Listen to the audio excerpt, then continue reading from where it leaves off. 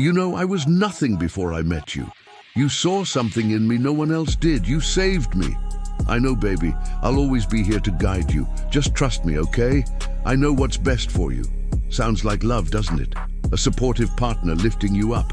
But what if I told you this isn't a conversation of love? It's a transaction. It's the final whisper in a long, dark process. This isn't about breaking a heart. This is about collecting a soul. Narcissists aren't just heartbroken lovers, leaving a trail of tears. They are meticulous collectors, emotional architects who dismantle your very being, brick by brick, until all that's left is a hollow space they can occupy. They don't want your heart. They want your essence, your spark, your soul, and they have a chillingly effective 5-phase process to get it. Let's begin the countdown. Phase 5, the empathy mirage. This is where it all starts, not with a bang, but with a seemingly perfect reflection. They mirror you so flawlessly it feels like destiny. Your favorite obscure band? It's their anthem. Your deepest fear? They confess to having the exact same one. This isn't empathy, it's data collection. As the great psychologist Carl Rogers explained, genuine empathy involves unconditional positive regard. The narcissist's version is conditional.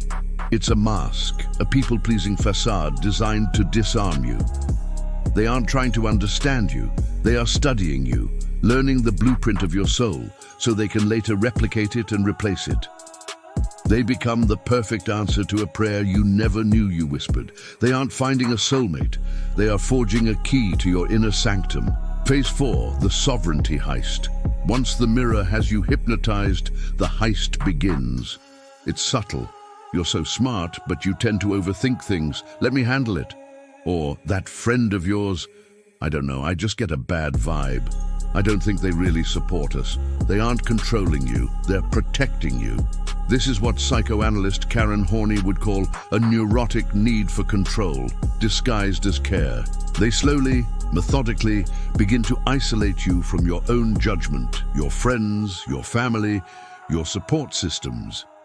Each decision they make for you is a small thread of your autonomy being snipped. They are not just making your life easier, they are severing your connections to your own sovereignty. You become an island, and they are your only bridge to the world. A bridge they can burn at any moment. Phase 3, the identity maelstrom. Now that you're isolated and dependent, the real storm hits. This is where they inject chaos into your sense of self. One day, you're the most brilliant, beautiful person they've ever met. The next, you're incompetent, emotionally unstable, and lucky they put up with you. This isn't a mood swing. It's a calculated strategy of psychological demolition. It's what Carl Jung might call a projection of their own shadow, their own instability and self-loathing onto you. You're so busy trying to regain their approval and navigate the emotional whiplash that you don't realize your identity is being eroded. You start to believe their version of you because your own version is constantly under attack. You lose your footing, questioning your own thoughts, feelings, and memories. This is the goal, to create a maelstrom so powerful it dissolves who you are, leaving a void. Phase 2, the void, seeding. With your identity shattered, they begin to plant their own flag in the barren landscape of your psyche. Your ambitions are replaced with their ambitions for you. Your joys are only valid if they are shared with and approved by them. Your very thoughts begin to echo their opinions. This is the ultimate expression of what Friedrich Nietzsche called the will to power. It's not enough to influence you, they must become you. As the philosopher Erich Fromm warned, this is the twisted difference between love and possession. Love says, I want you to be you. Possession says, I want you to be mine. The narcissist fills the void they created with their own desires, their own beliefs, their own ego. You are no longer a person, you are an extension of them, a vessel for their needs. They are not building you up, they are colonizing your soul. And finally, we arrive at the chilling conclusion. Phase 1, the soul harvest. This is the moment from the beginning of our story. You know, I was nothing before I met you. You saved me.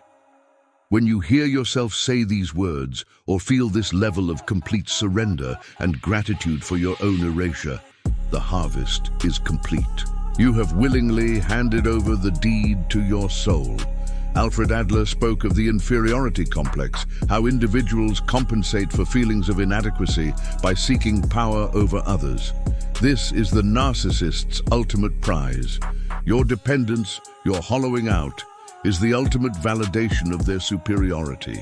They have successfully taken a vibrant, autonomous soul and turned it into a mirror that only reflects their own greatness. They haven't just broken your heart, they've consumed your essence. The emptiness you feel when they inevitably discard you isn't just loss, it's the echo of a soul that was once there.